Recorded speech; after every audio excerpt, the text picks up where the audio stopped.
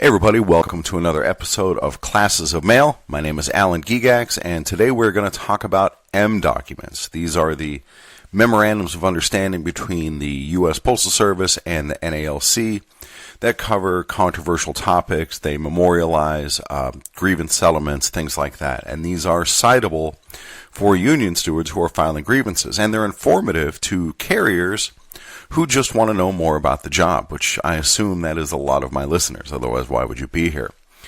Before we get into it, I have a little story to tell. So I have been reading the contract, as you know, and trying to get more informed. I've recently become an alternate union steward, and so now I'm like trying to enforce the contract. And so the more I learn about the contract, the more I see things that management isn't doing.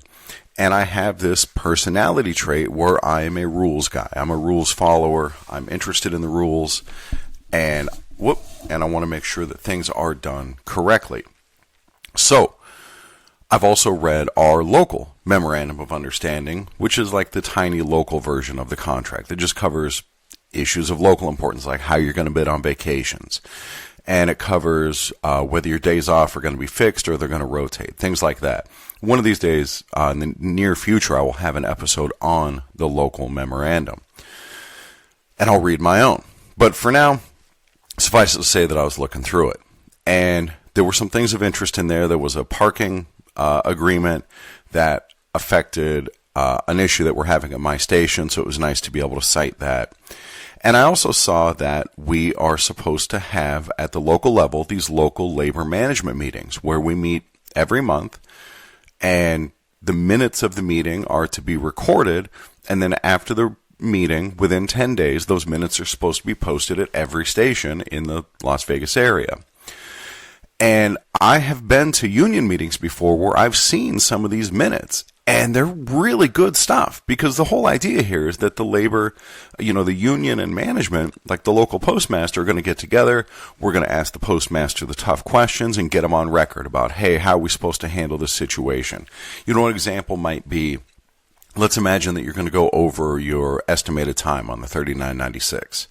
So you inform management, hey, I'm going to need an extra 30 minutes. What do you want me to do? And then management doesn't get back with you. Maybe you're going to go into overtime and you didn't think you were going to in the first place. Either way, you're going to go over, so you tell management, and then they don't respond.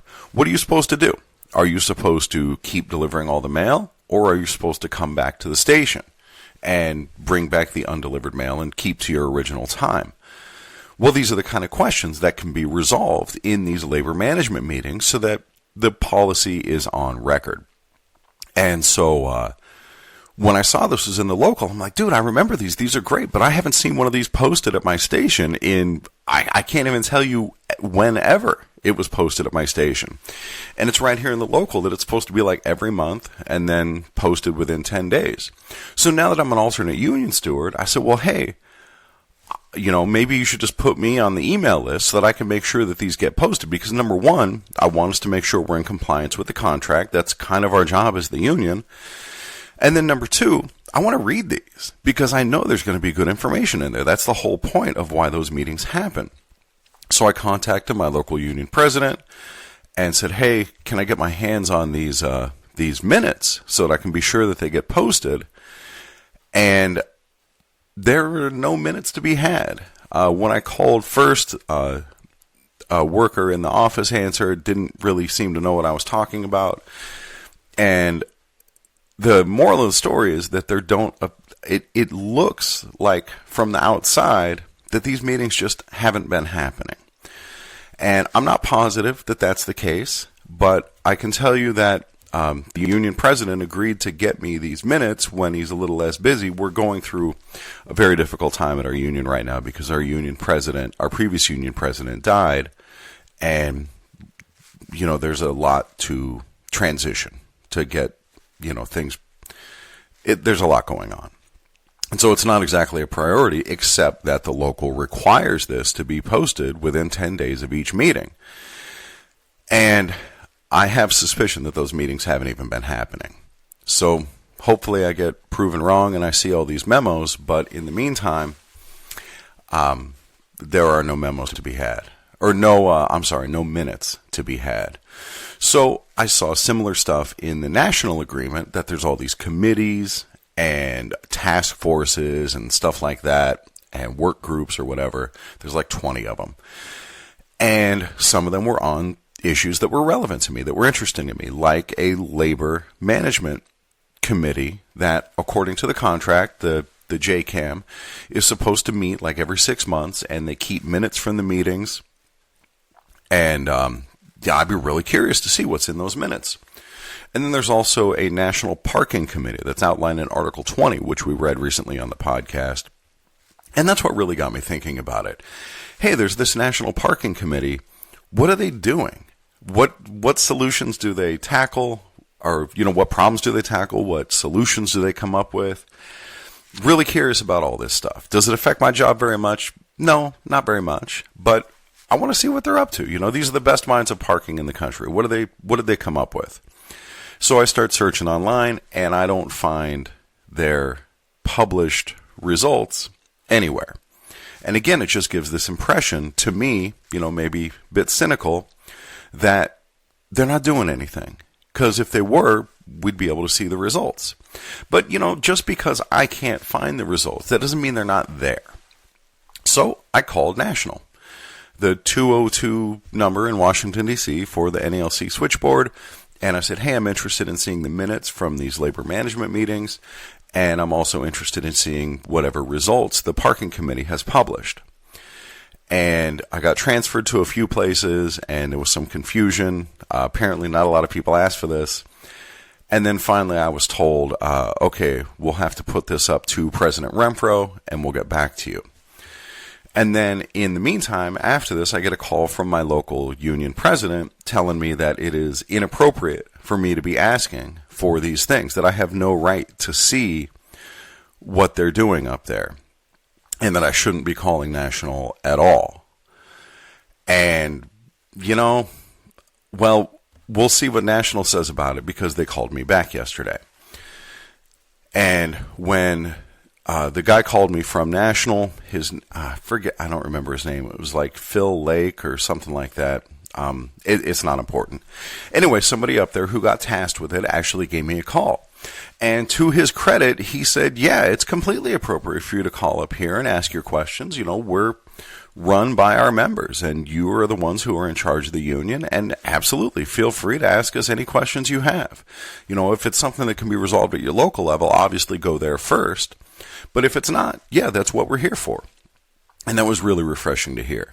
I have similar stuff going on at the national level with my Carrier Academy issue that is still ongoing. And when I have talked to Chris Jackson personally, the director of City Delivery, he's been amazing. He's been super cooperative and kind. And yeah, by all means, call me.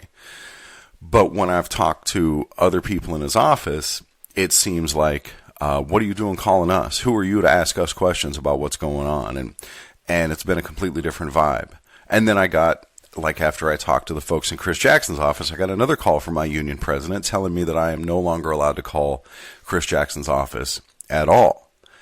And then subsequently, Chris Jackson called me and said, no, it's totally fine to call my office. Of course you have to call us for things. And so it almost feels like there's two unions. There's one union that is responsive to its members and wants to serve its members the best that it possibly can, and believes that the members are the ones paying all the salary.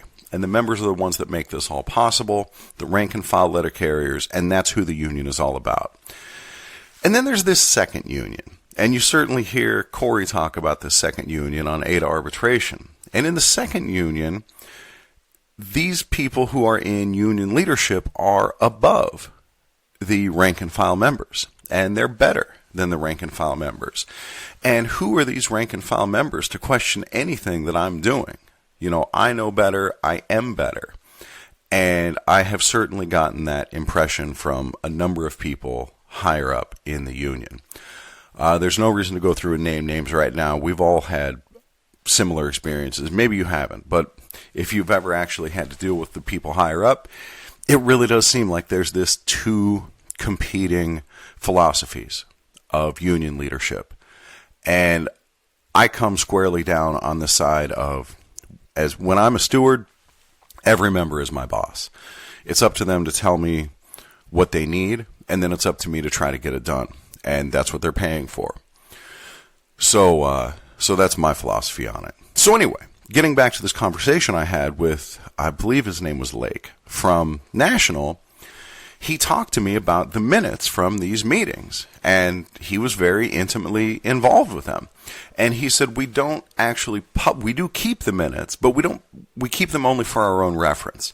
We don't publish the minutes because the minutes are essentially a negotiation between the union and management.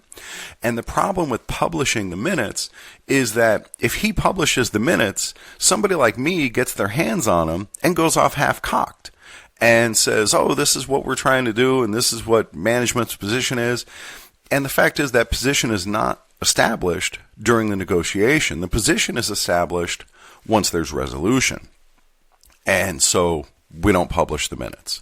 So, all right, well, at least that makes sense to me. Thanks for taking the time to give me an explanation instead of just telling me you have no right to even ask.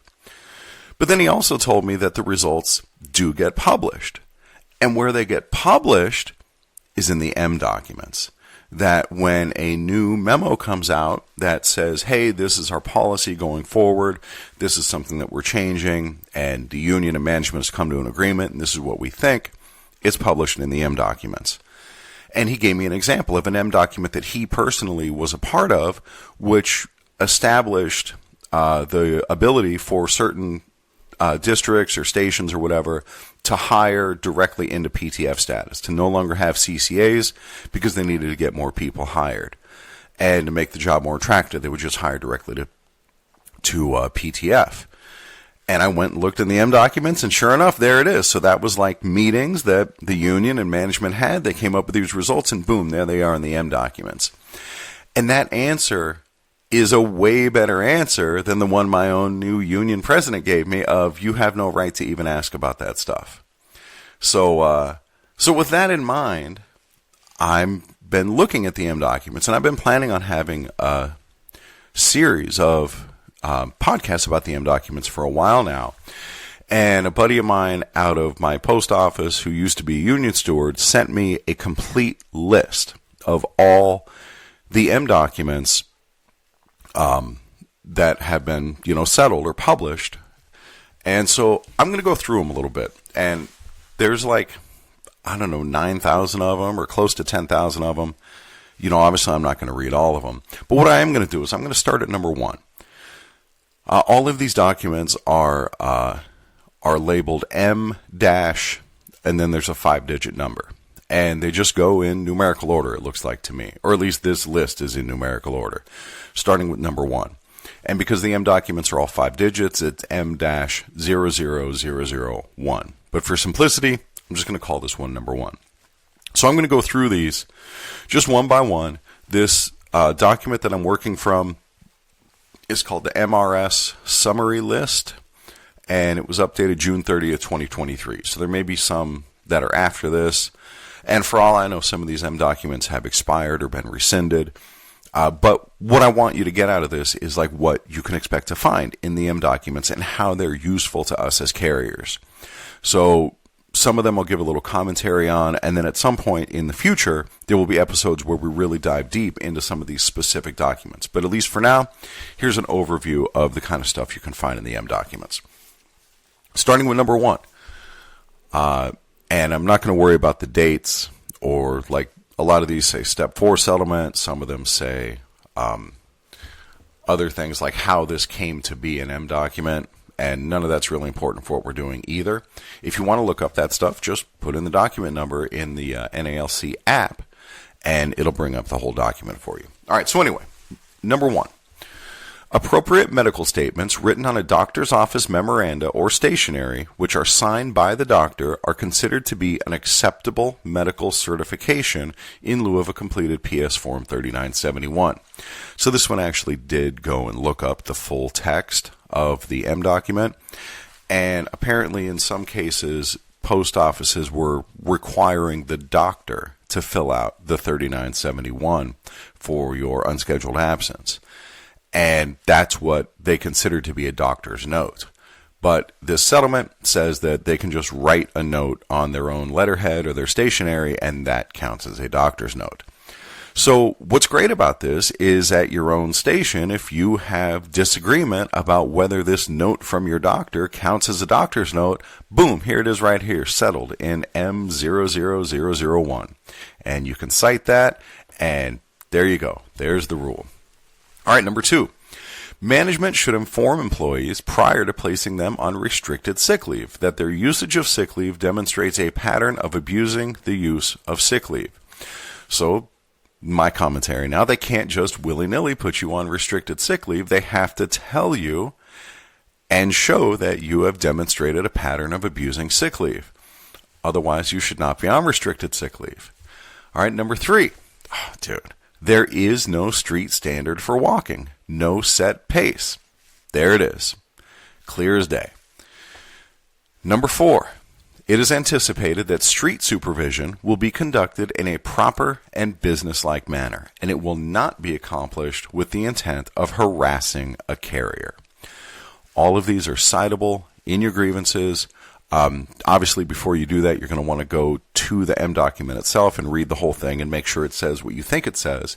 But these synopses are put up by the union, and it gives you a good idea what's in there. And a lot of the ones that I've seen later in the list have like expiration dates. So as far as I know, unless it is explicitly rescinded, that's the rules. And certainly this one, be cool if you're doing street observation. Yeah, that seems reasonable. That's a good rule. And here's the actual M document that backs that up. All right, number 5. Data from the one-day counts were not, nor will they be, used as a basis for disciplinary action. So management comes out, they do their $39.99 or whatever it is, the one-day count, and then they say, oh, well, who knows what they would even say as the results of it, but they can't discipline you based on the results of that, or from the data from that. All right, number 6, management's decision not to allow stewards to be present during discussions between individual carriers and their supervisors relative to route inspections was not contrary to the provisions of the national agreement. So after you have your route inspection, you sit down with management and you have a discussion about it, and the union doesn't have to be there. They can just talk to you because it's not about discipline. So no steward involvement in that discussion. Number 7, management's policy to have the driver examiner conduct eye exams for all employees holding SF-46 driver's licenses is proper. Not all these are necessarily going to apply to situations that you have to deal with, but there you go. So they can do eye tests if you have an SF-46 driver's license, whatever that is. Number 8, local management will make a reasonable effort to reassign the employee to available light duty in his own craft prior to scheduling light duty in another craft. So if you have light duty, you should be doing letter carrier work, if at all possible, before you're doing clerk work and other things. Number 9, the regular straight-time hourly rate of part-time flexible employees incorporates compensation for the 9 holidays cited in Article 11, Section 1 of the National Agreement. For this reason, part-time flexible employees are compensated for overtime based upon the same rate as full-time regular employees.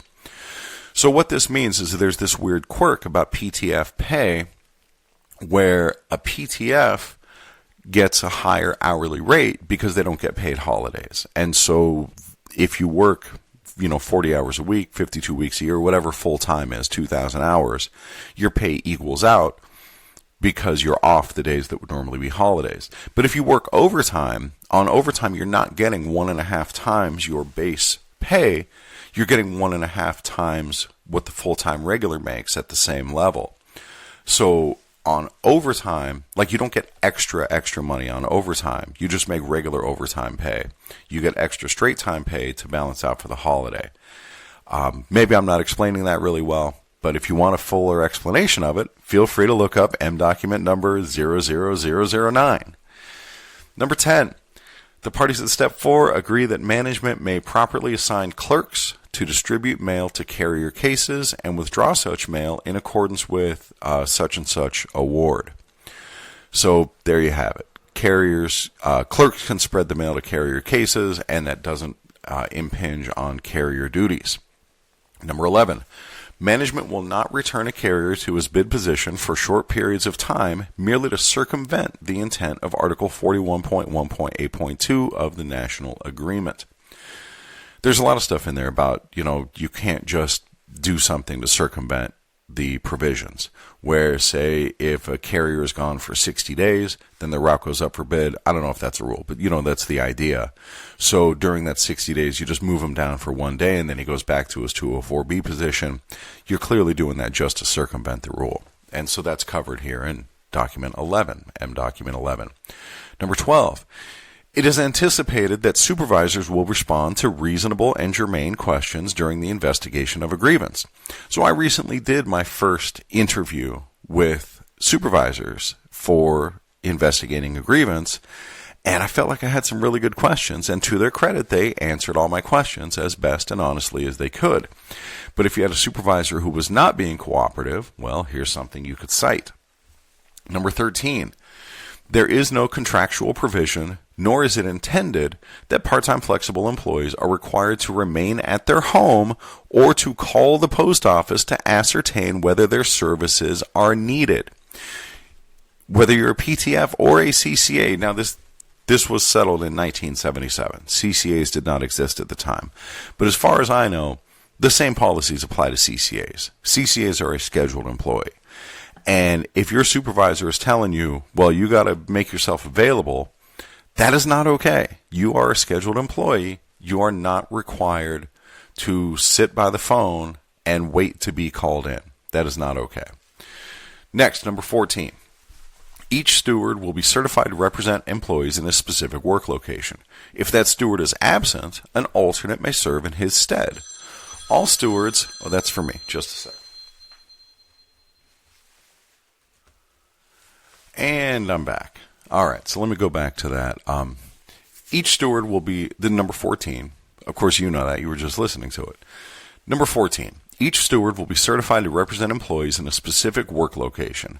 If that steward is absent, an alternate may serve in his stead. All stewards need not be absent before an alternate is allowed to represent employees. So this is relevant to me as an alternate steward. I can represent employees even if the regular steward is available. That's fine. And the regular steward and I have generally agreed who's going to do what share of the work. Ultimately, I defer to him. It's all up to him. But if I'm needed, I can absolutely do it even though he's there. Number 15, signatures or initials may be required to verify attendance at a meeting, receipt of a document, etc. However, to require an employee to sign that he has read and understood instructions as a condition of employment for which disciplinary action may be administered is inappropriate. So management gives you like the return to work packet, this big old pack of things with all these citations to like the ELM and crap in there, and they want you to sign off that you have read and understood it. No, you don't have to sign off on that. Here it is right in M00015. Next, 16. Letter carriers temporarily detailed to a supervisory position, 204B, may not bid on vacant letter carrier craft duty assignments while so detailed. Good to know. 17. When a regular special office count is conducted, it will be accomplished in accordance with the applicable provisions of Handbook M39. Seems reasonable. Number 18. Oh, this one's long. The issue presented in the grievance pertains to, some of these are, a lot of these are grievance settlements that eventually they're citable. Sorry. Never mind. Let me just get back to it. 18. The issue presented in the grievance pertains to the status of the grievant subsequent to reassignment to a position within the bargaining unit for which the APWU is the exclusive bargaining agent.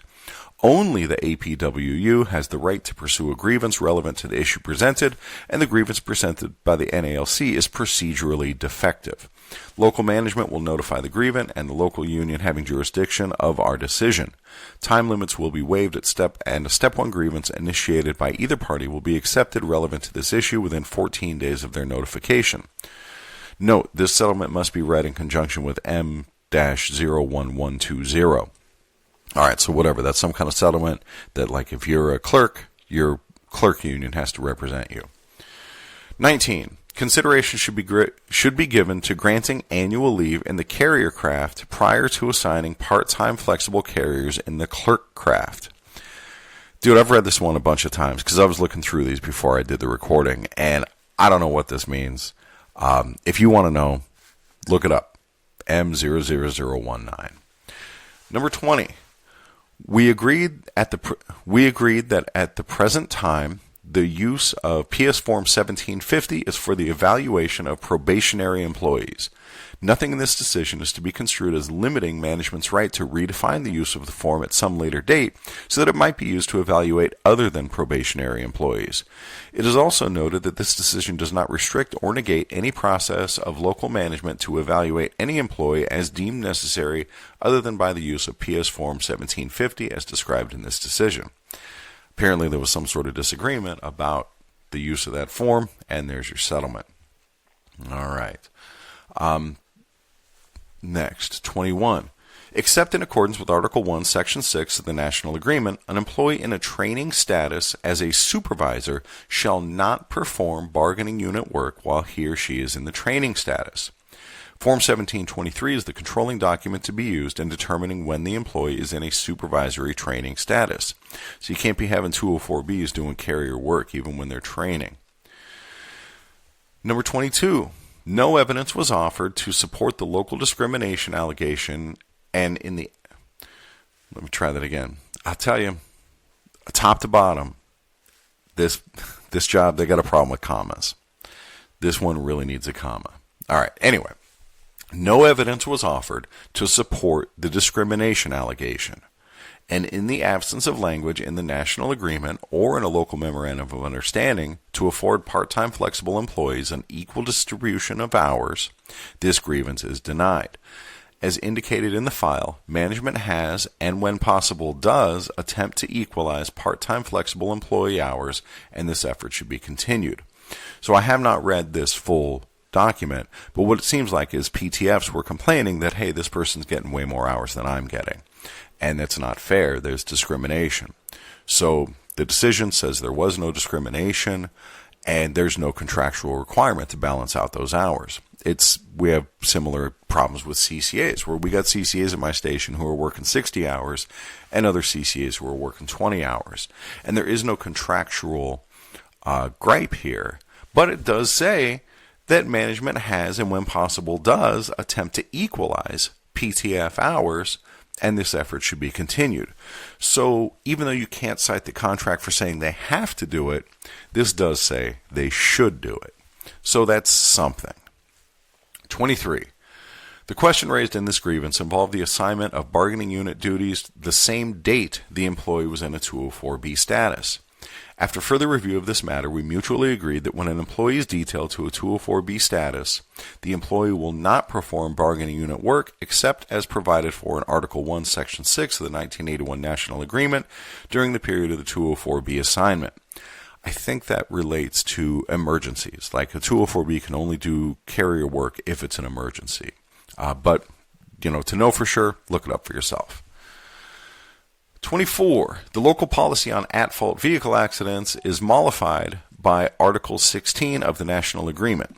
Discipline should be corrective in nature rather than punitive, and no employee may be disciplined except for just cause. Each case will be considered on an individual basis. So the local policy on at-fault vehicle accidents is mollified by Article 16. I've heard the word mollified before, but I don't know exactly what it means. Maybe it's like superseded. I don't know. If you're going to look up M document 24, look up what mollified means too, or at least let me know. I'll probably look it up after I finish recording. All right, there's one that I'm looking for where I wanted to finish, because I'm about done reading these. I think you guys get the idea of what all these are for. So I'm going to pause real quick, look for the one that I'm trying to find, and then I'll get back to you. Just a sec. All right, here it is. I found it. There's actually two, number 31 and number 41, and then we'll get out of here. The number 31 is the local policy does not hold carriers liable for the exact, and exact is in quotes, amount of overtime or auxiliary assistance requested, but rather an estimate, quote, within a close approximation, end quote. The policy appears to be reasonable and is not in violation of the national agreement. So here's a good one to cite when management tries to pull that crap that I need your commitment time. That, oh, if you said 30 minutes and you go to 32 minutes, I'm busting you for unauthorized overtime. It is an estimate, and M document 00031 says that you are not to be held liable to an exact amount of overtime on that 39.96. All right, and finally, number 41, and then we'll get out of here. Part-time flexible carriers, and subsequently I would say this also applies to CCAs. Your interpretation may be different, but this is what it says. Part-time flexible carriers cannot be required to stand by or remain at home under the threat of discipline for a call-in on a non-scheduled day. Should a supervisor be unable to contact an employee whose services are needed, the employee merely remains non-scheduled for that day. There it is, guys, in black and white in M document 00041. That's the policy. You are a scheduled employee, and they cannot hold you to standby. That, oh, you got to just wait and see if we call you in. That is not okay. That is not the way it works. All right, so that's what I have for today. I'm getting closer to finally telling the story about my removal from the Carrier Academy. National has now had my case for 3 months. And when I first talked to the guy who was handling it at the national level, a fellow named Oscar, I asked him, how long do you think this will all take? Because it had already been like 5 months at that point. You know, is it going to be weeks? Is it going to be months? Could it be years? And he said that it should be a matter of weeks. And my recollection is that he scoffed at the idea that it could take months, because all they got to do is sit down and talk to each other, because it's the alternate dispute resolution process. Well, that was a long time ago, and now we are at 3 months of National having my issue, and there is still no resolution anywhere in sight. So, that's a story for another day. For now, that'll do. Hopefully some of these M documents will come in handy for you. I hope it inspires you to read some of them on your own and to look into it. And in the meantime, and hopefully those can be yet another tool to help make you discipline proof. I'll catch you guys next time.